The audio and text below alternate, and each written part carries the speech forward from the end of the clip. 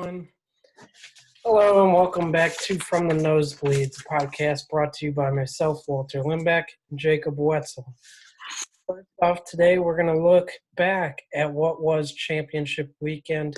We're talking in the middle of the USC-Oregon game. That game ended up Oregon 31, USC 24. My kind of final thoughts on that is USC blew their chance. I mean, they had a chance to really make things interesting and maybe propel themselves into the discussion.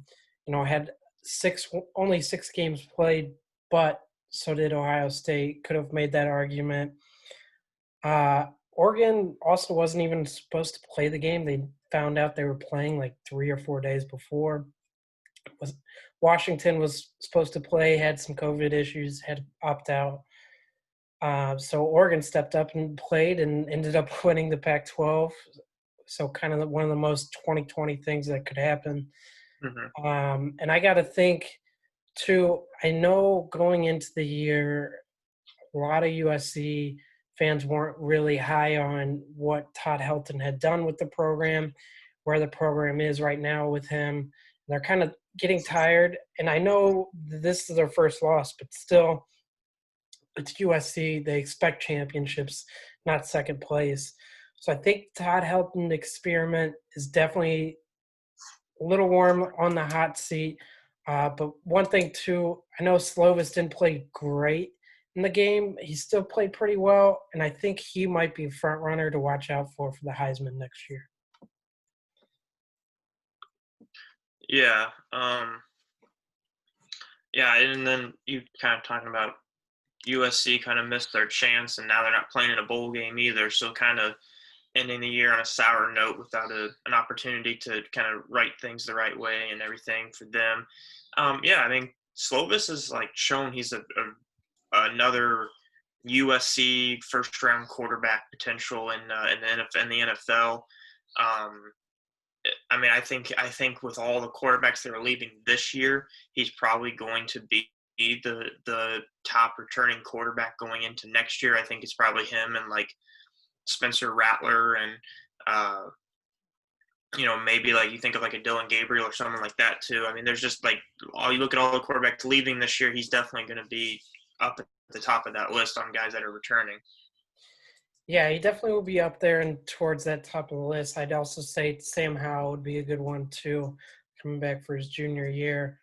There's really not much else to say about the Pac-12, but it seems like every year they shoot themselves in the foot with their best teams going down. I mean, Oregon went down, lost their 2 games leading up to this, and then end up winning.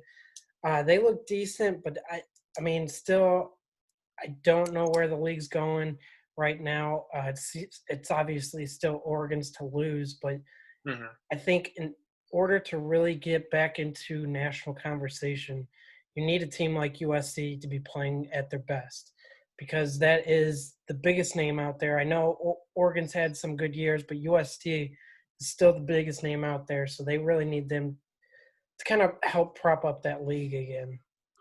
Yeah, and the good thing for the Pac-12 is they have their 2 divisions, the North and the South. Oregon's in the North, USC's in the South. So you could potentially, I think, like the best case scenario for the Pac-12 is you see Oregon and USC playing almost every year against each other in the Pac-12 championship as both like top 20 teams.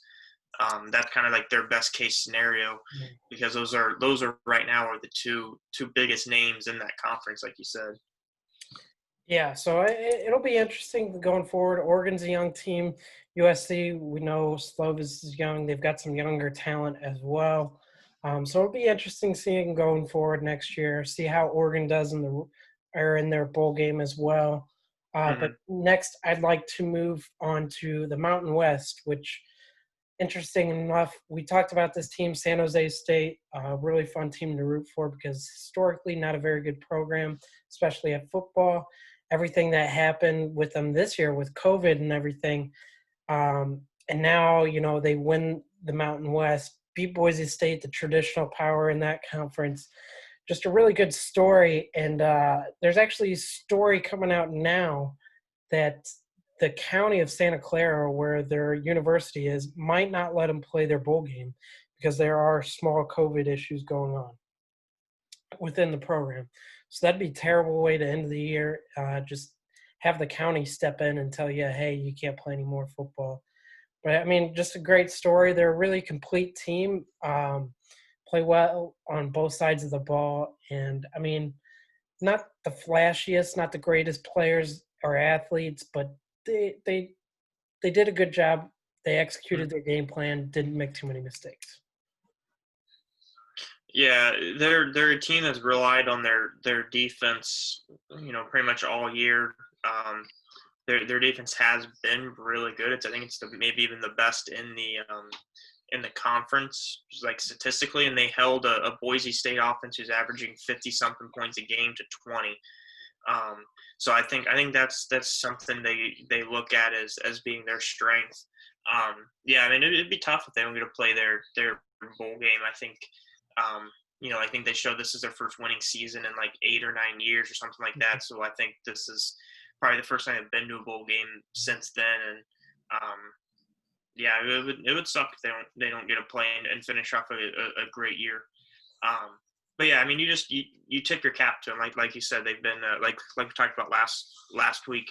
They're kind of one of the bottom feeders in the whole country historically.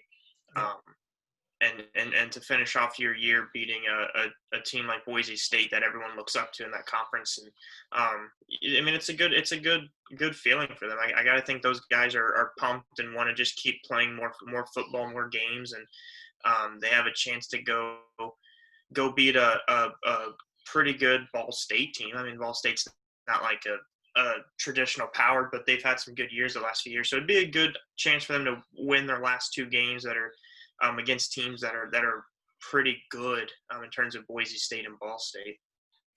Yeah, speaking of Ball State, we'll get into the MAC championship game next. Good win for Ball State. This is a team, like we said, that's going into the game last week was kind of under the radar in the MAC because a lot of people had been talking about Kent State. They've been talking about Buffalo because you see Buffalo on the offense. You see what Jarrett Patterson was doing, running the football.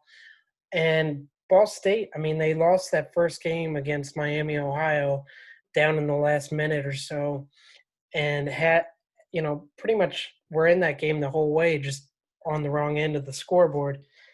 Really good win for them, especially when you talk about slowing down that offense of Buffalo that was rolling on all cylinders going in.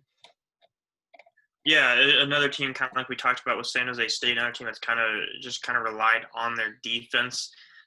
They gave up 31 points to Miami, Ohio, and then to Eastern Michigan, and then since then, their last 5 games haven't, including the Buffalo game, they haven't allowed over 30 points, even over 28 points. So another team that and I mean 28 points kind of sounds like a lot. It's 4 touchdowns, but in the era of college football, the kind of offenses that were in 28 points, especially to a team in Buffalo that's averaging as many as they're averaging, like just another team that relies on their defense to help them win games.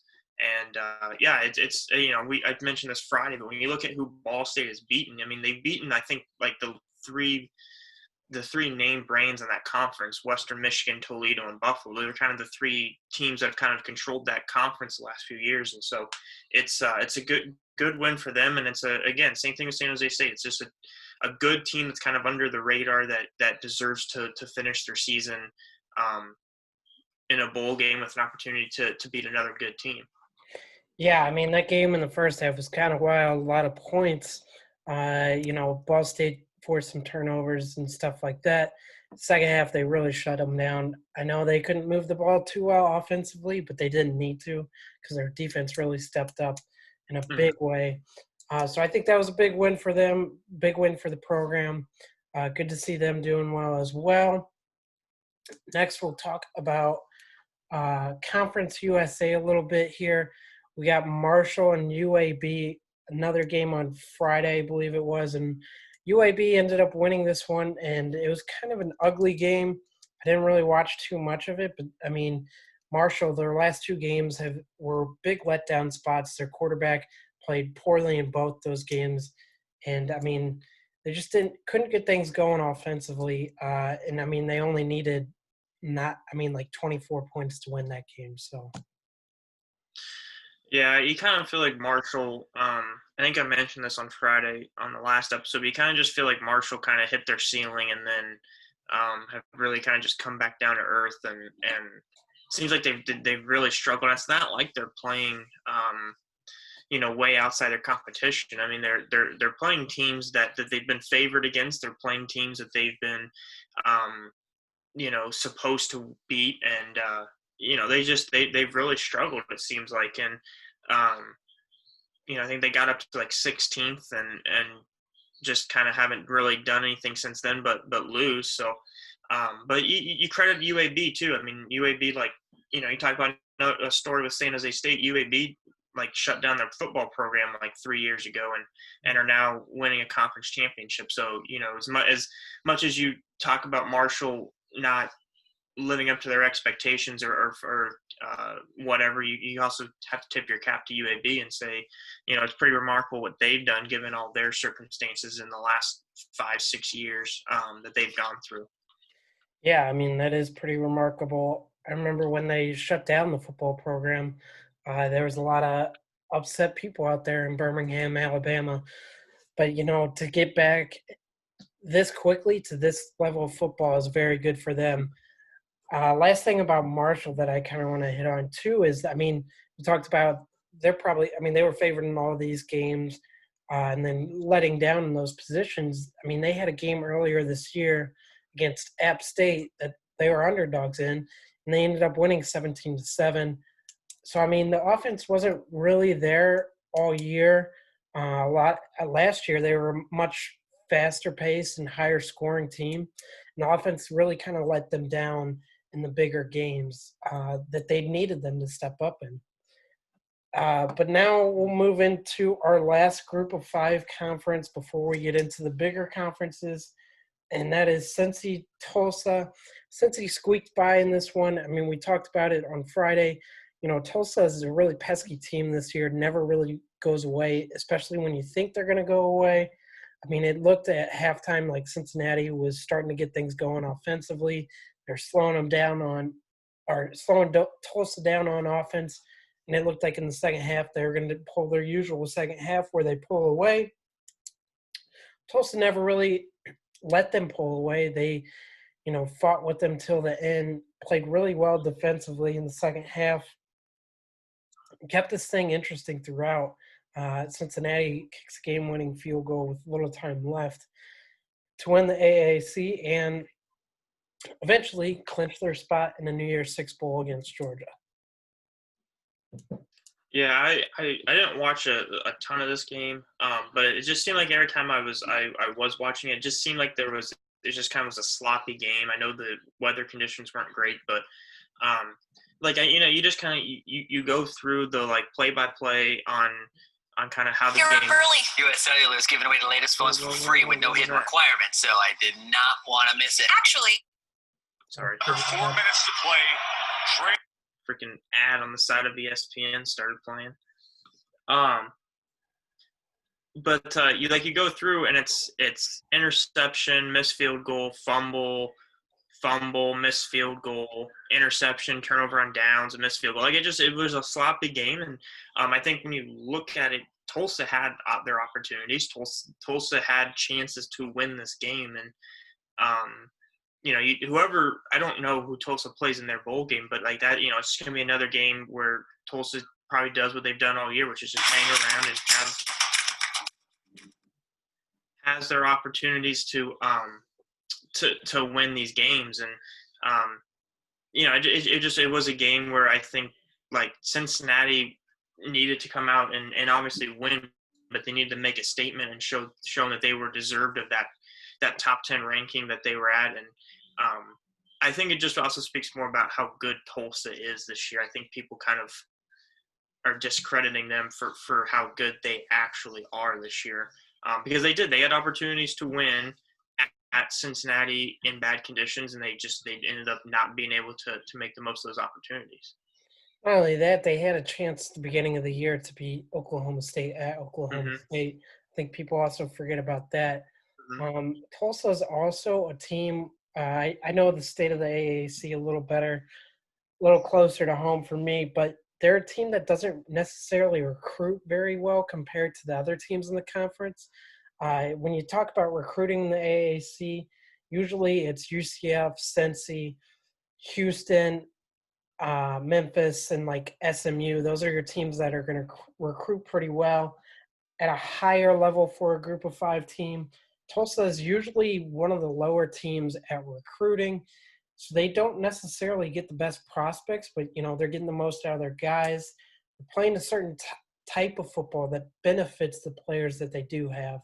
And really, that's all you can ask for because the AAC is a very offense-oriented league outside of Cincinnati. But Tulsa plays a very physical style of football, and it worked for them and helped them get to this point so far. Yeah, they're in a tough recruiting spot, like you mentioned. There's not a lot of recruiting they can do in really Missouri or Arkansas or even really Oklahoma. They have to go down to Texas, and then at that point, you're kind of like you said, you're recruiting with some of those other 8 American schools like Houston and SMU and potentially even Oklahoma and Oklahoma State. But yeah, the American is kind of taking on this identity of a high scoring, almost like the Big 12 used to be when Mahomes and Mayfield and some of those guys were in it. And then you look and it's like the 2 best defensive teams are in the championship. The 2 toughest, the 2 most physical teams are playing in it. And where we've seen in the past teams like UCF, who's a high scoring offense, teams like Memphis, who's a high scoring offense, play in that championship game. But yeah, Tulsa, they had, and they even had their issue with the head coach earlier in the year. I think they were the team that their head coach, they didn't want him to come back. They were going to fire him, and then they ended up, basically being a possession away from winning this game. Yeah, they actually had to stick with him because of everything that happened with the pandemic and budgets. Couldn't buy him out. Yeah, so they actually had to stick with them. We're kind of forced with them to stick with them because they wanted to cut ties, but kept them, and it worked out for the better. And in the future, maybe he gets a contract extension. It's kind of crazy. First Power 5 conference game I want to talk about is one that hits close to home for you, and that's Oklahoma, Iowa State. Oklahoma really came out strong in this game, but then Iowa State responded. I think what happened too is there was that early targeting call that cost Iowa State one of their starting cornerbacks for the rest of the game, and Oklahoma kind of had this momentum early with that call and everything that was going on, and they kind of took a hold of that early, but then Iowa State made adjustments at the half and responded. And this is something I've noticed with Oklahoma teams since Lincoln Riley's been there, is they don't necessarily make the best halftime adjustments. I mean, you can look back to some of the bowl games they've been in, some of the college football playoff games that they've played in, where the first half they look all right or they're competing, and then the second half the team really adjusts that they're playing. The team they're playing adjust and starts to take advantage of their weaknesses. And that's just something I've noticed with Oklahoma teams since Lincoln Riley's been there, and something interesting to watch out for going forward.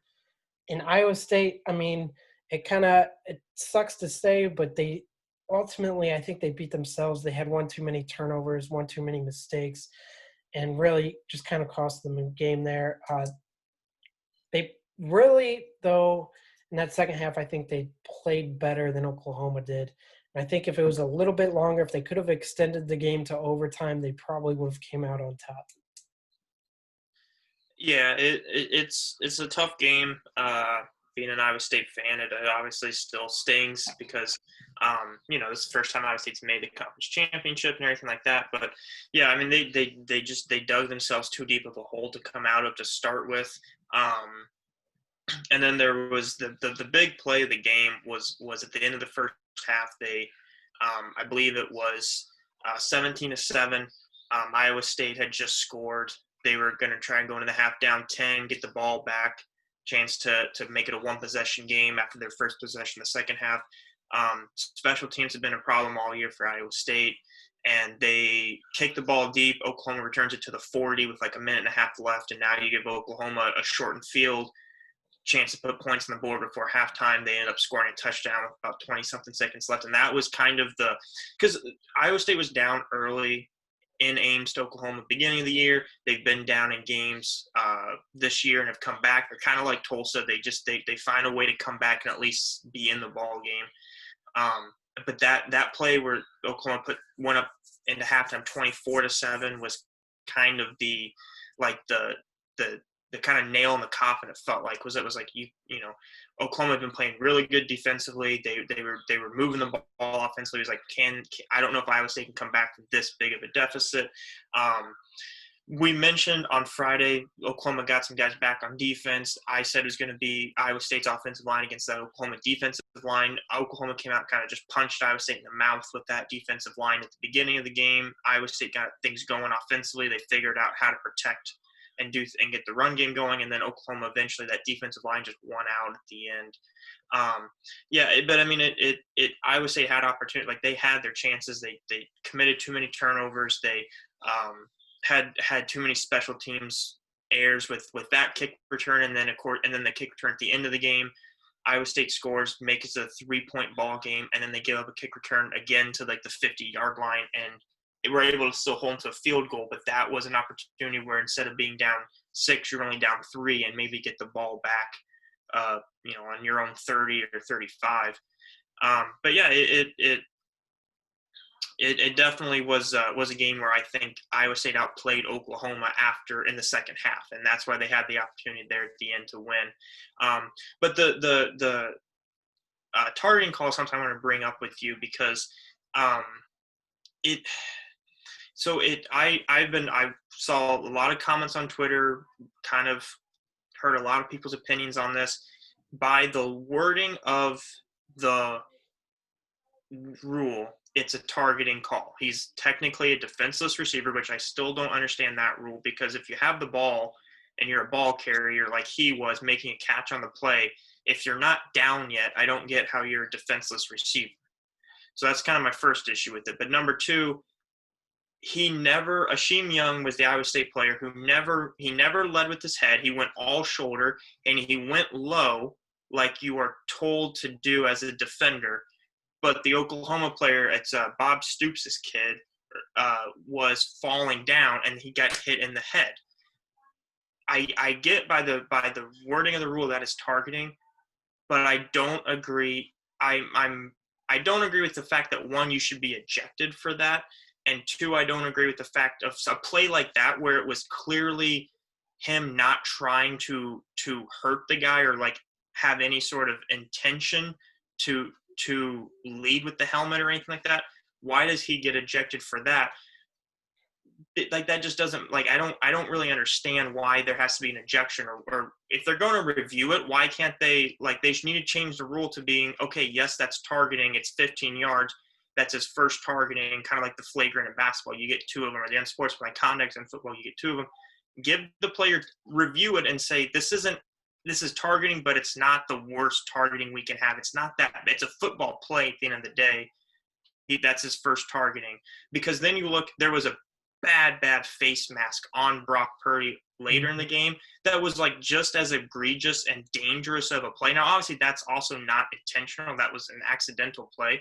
But, like, one is viewed as more dangerous than the other. One gets a guy ejected, the other doesn't, when both of them are bad plays. So at some point you have to say, the rule is the rule, but we also have to have some sort of eye test, eye judgment, something like that to say, like, the kids should stay in the game because it is violating the rule, but it's also a football play. Same thing with the face mask, same thing with the targeting call. So I want to kind of get your thoughts on that. Yeah, so I heard somebody have an interesting take on this, and I kind of agree with them. I think what they should do, and they explained it like this, is they should come up with a tier system for targeting, where something like that kind of play, where it's a football play, stuff like that, yes, it's targeting, but you don't inject the guy. You keep the guy in there, and if he does it again, okay, and then you maybe get him out. And then your more clear and obvious ones that are targeting, where you're leading with the helmet and stuff like that, you're making a vicious play. That's when you eject the guy right away. You say, hey, we can't have this in the game. You're out of here. But the more football play hits like you saw there, where they're not trying to lead with their helmet or they aren't leading with their helmet at all, it should be more of like a warning, like you said. And there should be like a tier system to it too. Right. Because on a play like that where it's like the guy is falling to the ground, like we see this a lot. The offensive guy is falling to the ground. The defensive player's already made up his mind. I'm going low, or I'm going at the chest, or where the chest or body should be, and that's not there anymore. It's now the head. But the guy's going like that play was the Iowa State player was going with the shoulder. So yeah, like you use I like that, using a tier system and saying yes, this is targeting, but this is not a bad targeting call. Give him the 15 yards, tack on the 15 yards, let the guy stay in the game. Because I think like there's just such a difference between this and the NFL. NFL is 15 yards, you stay in the game. Now he doesn't even count as a personal foul, I don't think. So it's like, why is in college you're ejected for the entire game? Like that, it just doesn't make much sense. I think it's like it's a rule that is too. It doesn't have enough interpretation. And I agree, a lot of these rules are hard to interpret, so you have to go by the wording of the rule. But they also need to understand that like ejecting a player for a team is such a big deal, because the team has to adjust for a play like this where it's still a football play. Yeah, and that's why I think when you get something like a tier system to kind of break it down more, go more in depth on what you're looking for when you're calling these personal fouls and stuff like that, these ejections, will make it more easier and will help cut down on stuff like this happening in the future. I think it's something they will definitely look into going forward, probably this offseason, because this isn't the first game where there's been bad targeting calls like that, where you eject a player. I mean, yes, I agree with you there. Like, it's a targeting call, but like at the same time, don't eject the player.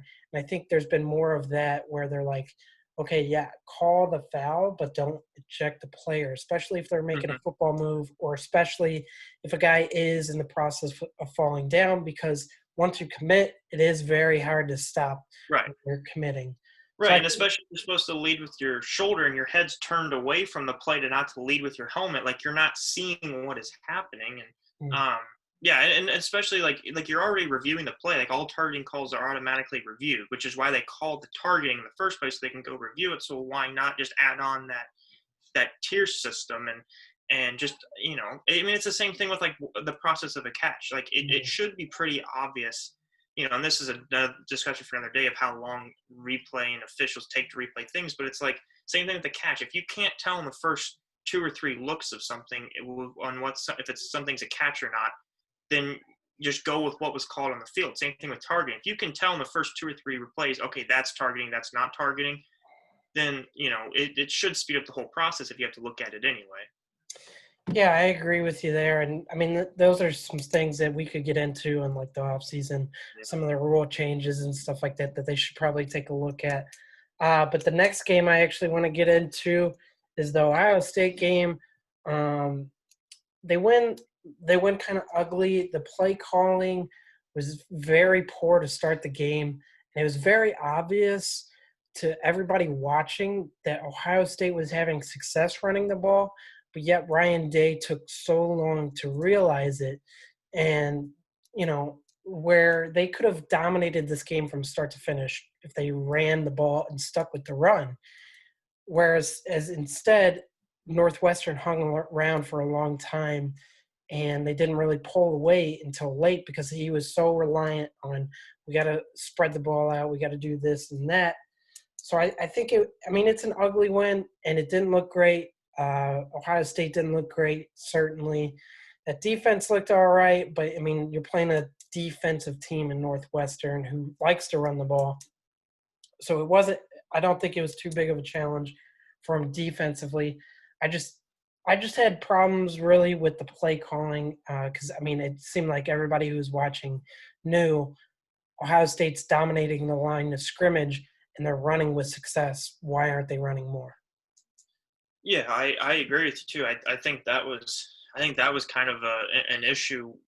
Why did it take him so long? I think part of it is when you have a guy like Justin Fields, you want to think that this guy can make plays against anyone, and you rely on him. But I mean, he was 12 for 27 for 114 yards. I mean, that's credit to the Northwestern defense for that. But then you looked at 400 yards of rushing, and it's like, why didn't you just run it every time like that? But I think people kind of came away. I know me personally, and I think a lot of other people kind of came away from this game saying, okay, Northwestern played good, but like Ohio State had, when they've played decent teams, and really the only two decent teams they play is Northwestern and Indiana, they've kind of struggled in those games. They're not beating ranked teams as bad as Alabama and Clemson have. And I think, going into the college football playoff rankings, that was kind of an issue people were bringing up with Ohio State. And maybe, you can throw out hypotheticals. Well, maybe hypothetically, if they didn't have less games, maybe they would have figured it out and played differently and all this other kind of stuff. But at the end of the day, it's just they haven't, like Ohio State hasn't looked as impressive or as Ohio State as we all think that they should. And I think part of that is the fact that they just haven't played enough games, but that's also, that falls on the Big Ten, and that falls on everything going on. But they haven't looked the way that I think people think that third and now, the third and fourth ranked team should look. Yeah, and I mean, going further into the college football playoff, nobody's really looked that great. There's teams that have had their collapses and stuff like that outside of Clemson and Bama. So, I mean, I get all the arguments and everything, but at the end of the day, I think after this weekend, it was very obvious who the two best teams in the country were. But back to Ohio State, the two good teams that they've played, you mentioned Indiana and Northwestern, they don't necessarily have the best athletes. They've got really good coaching. They can scheme up some nice things, do some really good things scheme-wise, and with their play calling, draw up some different things. Thing is, when you get into that college football playoff, you've got the coaching as well as the athletes, especially when you're talking about playing Clemson. They've got way better athletes at all around in Northwestern and Mm-hmm. Indiana, but they also have a really good defensive coach in Brent Venables, who can scheme up some exotic blitzes, who can scheme up some coverage packages that will confuse this Ohio State offense. So it's really hard to see them going into that game after seeing them struggle in their two big games on offense and say, hey, they're going to be able to put up a bunch of points and keep up with Clemson, because I don't think their defense will be able to stop Trevor Lawrence and their weapons. Yeah, I mean, Clemson looked, their defense, we talked about on Friday, had a lot of their guys, we're going to get a lot of their guys back that missed that early Notre Dame game for this Notre Dame game, and they really did a good job of shutting down Notre Dame's run offense, and that's kind of what Ohio, we saw that with Ohio State. That's what Ohio State relied on, and Clemson has shown that they can defend the run really, really well. So it's going to be interesting to see if Ohio State tries to kind of do what they did in this game, but the opposite. Do they try throwing the ball a lot early and seeing if that works, and then going to the run game and either sticking with the pass attack or try to go with the run, and kind of like what they did with this game, where they went with the run, didn't quite stay with it, and then went back to it and relied on it. So I think that's going to be interesting, because Ohio State, like offensively, when they played a good defense like Northwestern's, as we just saw, they've struggled, and Northwestern was able to scheme up things to make Fields uncomfortable and not have his best day. Yeah, I agree with you there. And next, we'll talk about Clemson. We'll just jump right into it. Clemson wins 34-10 in dominating fashion. Right now, I think Clemson's defense might be playing the best football of all the teams in the top four right now. If you remember last year, a lot of people had questions about LSU's defense, But when you looked at LSU's defense down the stretch, they were playing the better football than every other top 4 team. And that's ultimately what kind of helped them win the championship. Yeah, I know their offense was unreal and putting up a lot of points, but you still need 2 or 3 stops in a game in order to win games. And I think that's what Clemson's doing right now. You take a look back since the Notre Dame game that they lost the first time, they've given up 17, 10, and 10 on defense. So their defense is playing very well. I know they're not great teams that they're playing. They played Pitt, Vatech, and then Notre Dame. Those aren't great offenses. Notre Dame's actually a very good offense still, though. They're very, very balanced, even though they didn't look it because this Clemson defense was playing well. Virginia Tech's usually a pretty good offense. I know Fuentes is not a great coach, but for the lack of great coaching that he does, he's still got them to play good offensively. So I think the defense, in my mind, is going to be the biggest key for Clemson moving forward if they can keep it going like this. And they might be the best team to beat. We'll get into that next week when we preview those Final Four games. Notre Dame's flaws really showed in this game. We mentioned it before the first meeting between the two. I'm not sure if Ian Book can make all the plays that you need a quarterback to make in those big moments. He did the first game. This game maybe is a one-off game, kind of, where he didn't really make those moments. I also think a lot of people really kind of sleep on the fact that there was some big momentum-changing plays early. Notre Dame's up 3-0 after the first drive, looking good. Get the turnover, go down, and it's a 29-yard field goal. They miss a chip shot like that. Clemson comes right back and scores. Okay, not that bad, 7-3. Then Notre Dame goes down. They've got a 4th down play. The receiver's wide open, and he drops it. And after that, it looked like you knew Clemson was going to win, and Notre Dame kind of let off, and they were like, okay, we know that they're going to win. We can't let them beat us too bad. It didn't look like they were trying their hardest to actually get back into the game and win because they knew momentum was gone and Clemson was going to win the game. It was just, let's keep it to a more respectable score. That way we still make it in. Yeah. It definitely felt like the game was what? Okay. Can you pause it real quick? Yeah. I gotta do something. Sure. Sorry about that. We're good. Yeah, no, it definitely, it just felt like the game was kind of decided by the end of the first quarter. Like, it felt like after that you had the missed field goal from a chip shot, basically, that kind of, you kind of were like, Notre Dame can't afford to not put points on the board. And even the first drive where it felt like they were going to score a touchdown and they didn't, both those possessions, you're like, man, don't come away too, could be 14-0. Instead, it's only going to be 6-0, and then it's only 3-0. And then you mentioned that the kid doesn't catch the ball on the 4th down play. Like, it kind of just felt like that, like after those plays that you could feel the air just kind of coming out of Notre Dame's sails more and more. And then finally it just was gone. And that's kind of what we've seen with Clemson is like they make those 1 or 2 plays that just take away all the other teams fight and want to and will, because Clemson has, like, that's what good teams do, is they capitalize on those opportunities. They make the most of them. They put points on the board when they need to, and they expand. That's like same thing like talk about the Oklahoma-Iowa State game. Oklahoma had the opportunity to put more points on the board for halftime. They did it. They pushed their lead out, and that was kind of the difference in the game. Same thing with Clemson. They had an opportunity after Notre Dame missed theirs, pushed the lead out, and then kept that distance. And it just was kind of, after watching it, you kind of just were like, man, you can't not come away with those points if you were Notre Dame. Yeah, and then going back to their first meeting, those were opportunities they didn't miss. Those were opportunities they took advantage of.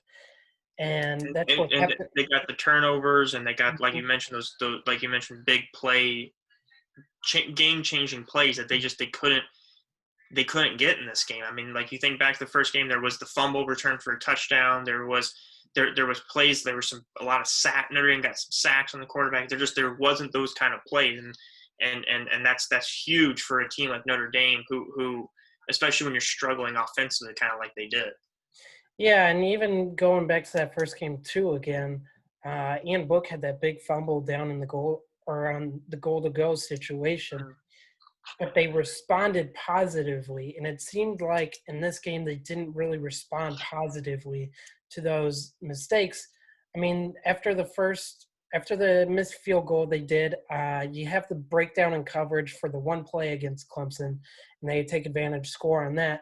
But then your next drive, you come down and you're moving the ball again, and it seemed like that fourth down drop is when, okay, the whole thing is gone. All the momentum, all the energy from the team is gone. And it seemed like I said, after that point, it was pretty much, okay, let's keep it closer. Let's not get absolutely annihilated. Right. Yeah, and that's when you're playing, when you know you're playing another good team, and you have those mistakes, they're so demoralizing as for the whole team, that you can't recover from those. And I feel like that's kind of what happened was Notre Dame, just they couldn't recover the way they were in the first meeting. Yeah, so it'll be interesting to see how they respond. Obviously, still getting in.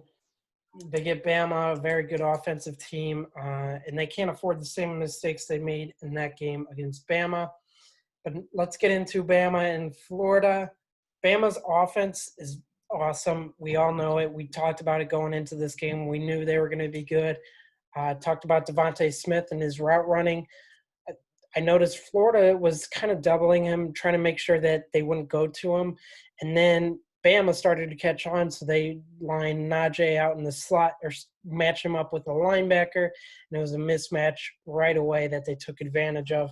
He had a big game, really took advantage of that Florida defense that's not very strong this year. I still have a lot of question marks, though, about the Bama defense. I mean, Florida really did hang around longer than I thought they would. I thought Bama had more opportunities to kind of really step on their throat and end the game, but Florida was really in it, I guess, till the end. I think the score was a little closer than reality, but they still had opportunities at the end to make it a lot closer and make it more interesting. So I still do have a lot of question marks about the defense. It just seems like they have the talent, but they're not really playing up to their level that they could be. Yeah, I think a lot of their talent is up front is really young.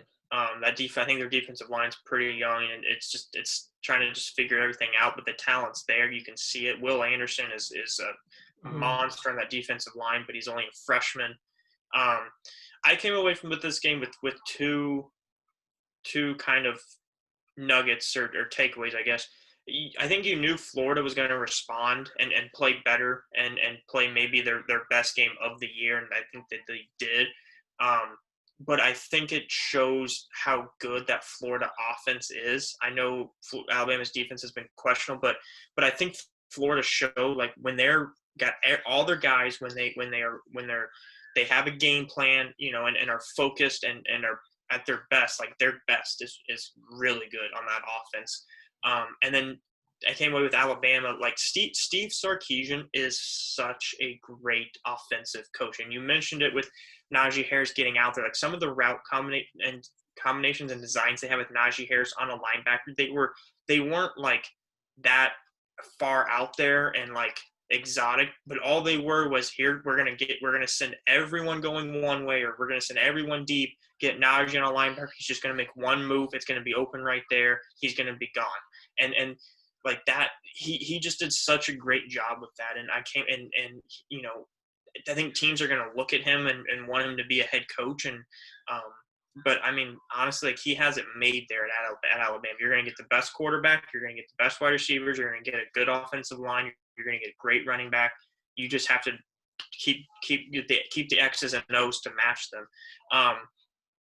But I mean, yeah, like, I'm interested to see. You mentioned the Alabama defense. You're not sold on them yet, and you talked about their weaknesses. I think that they're going to to really shine against Notre Dame, because Notre Dame, we talked about Ian Book not really able to make a lot of plays. I think Notre Dame's offense is just going to struggle.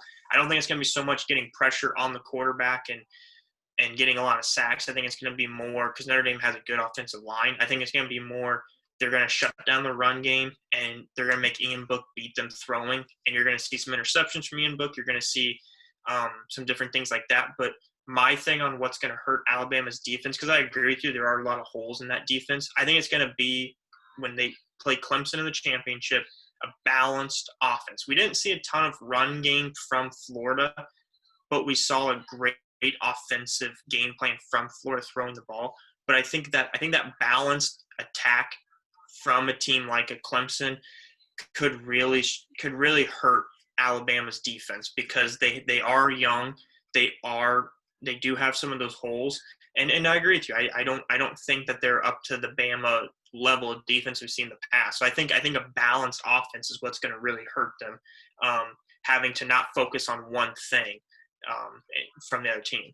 Yeah, I agree. I agree with you there. And I think too that I know Notre Dame in his history doesn't do very well in these games. I don't think Notre Dame's going to win.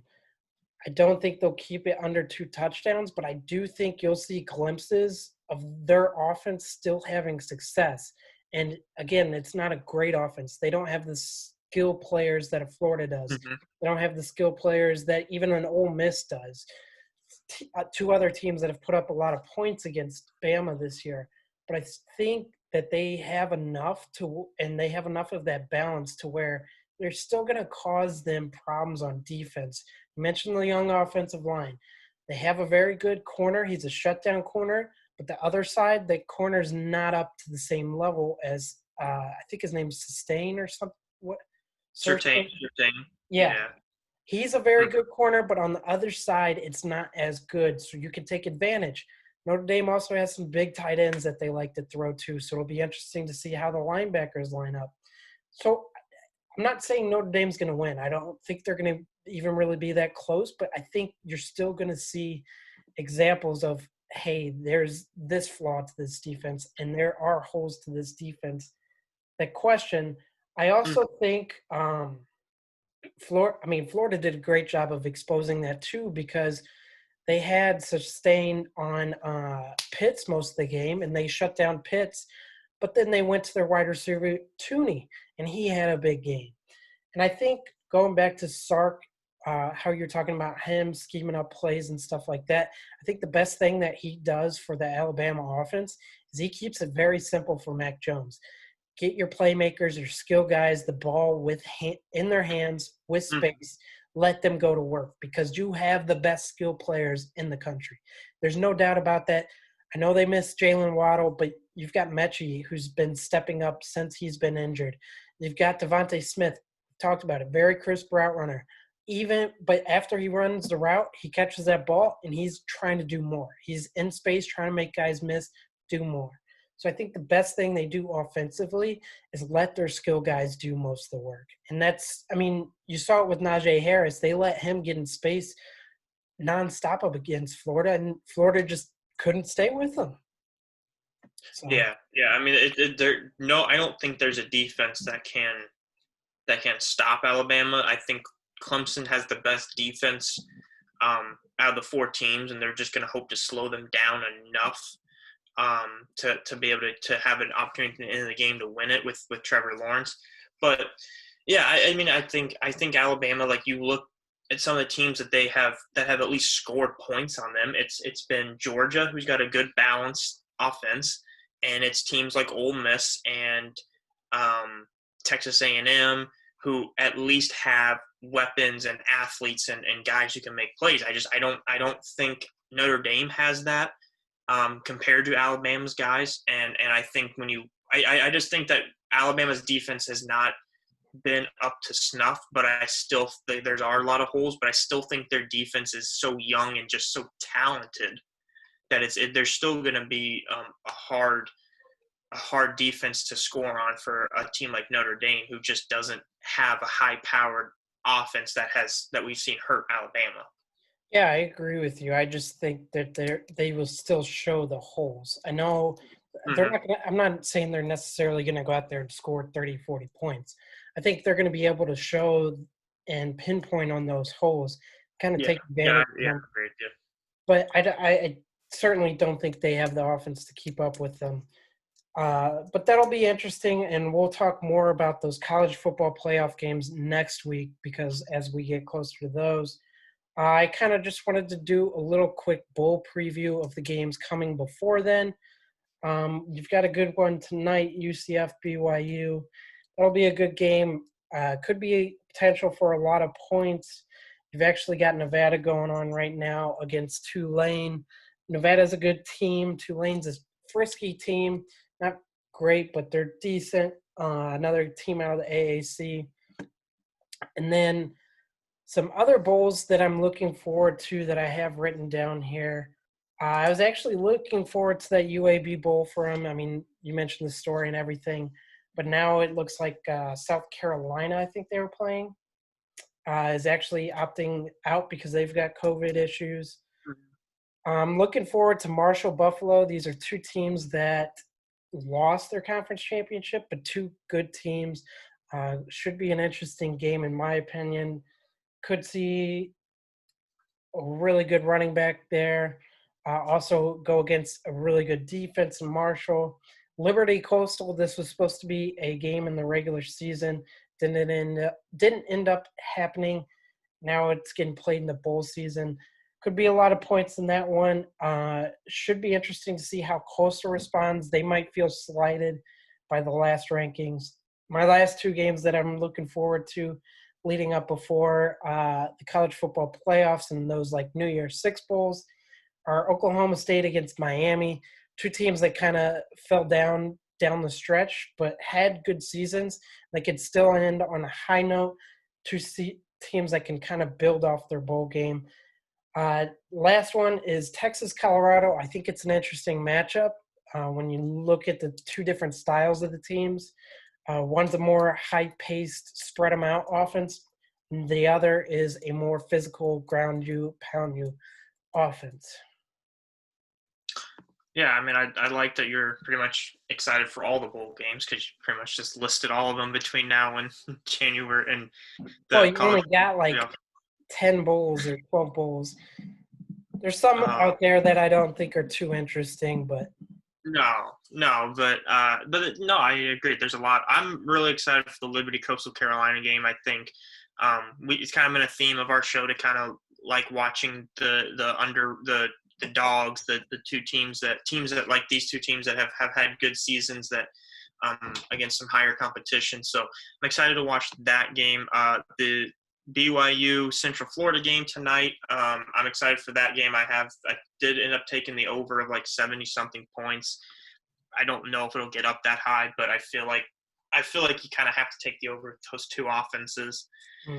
Um, and then you kind of mentioned the Florida Oklahoma game. I think that was one of the ones you mentioned. it was not. But You didn't mention that. Oh, it was sorry, it was Oklahoma State Miami. yes. You mentioned that game. That one I think is like if you had told me at the beginning of the year these two teams are playing, I think it would have been a lot more excited for it than I am now because these two teams, like you mentioned, have kind of been kind of taking steps backwards. But I think this is a chance to see two. Assuming I don't know if Chuba Hubbard's going to play in it, but it's an opportunity to see two or three really really good offensive playmakers in De'Aaron King, Chuba Hubbard, Tyron Wallace. Has a chance, I think, to be a good game from just seeing some great college talent on the field. So I'm looking forward to that game, but not as excited for it as I would have been 3 months ago, maybe. Yeah, and Miami's actually got two edge rushers that I don't know. Again, I don't know if they're going to play in this game. I'm not sure if they've opted out. But they've got two edge rushers that are graded pretty highly and probably going to go in the first or second round of this draft coming up. So if they do play, it'd be interesting. Again, see that talent on the field, some NFL talent that you might see next year. Just a good game maybe for potential players you might see playing on Sunday. Took mentioned Nevada and Tulane playing right now. I took the over in that one too of 56.5. Nevada drove down the field, took up half of the first quarter, and got stopped on the goal line on 4th and goal. That's a tough way to go for an over. It's tough start for that one. We'll take a quick break here, and then we'll get back. We'll do a Bradley versus Mizzou preview. Got a big one tonight. Very excited about it. And then after that, we'll take a look at an overview of college basketball right now. And I'll actually get into a couple of plays I'm looking at for the college basketball season, betting-wise, going forward.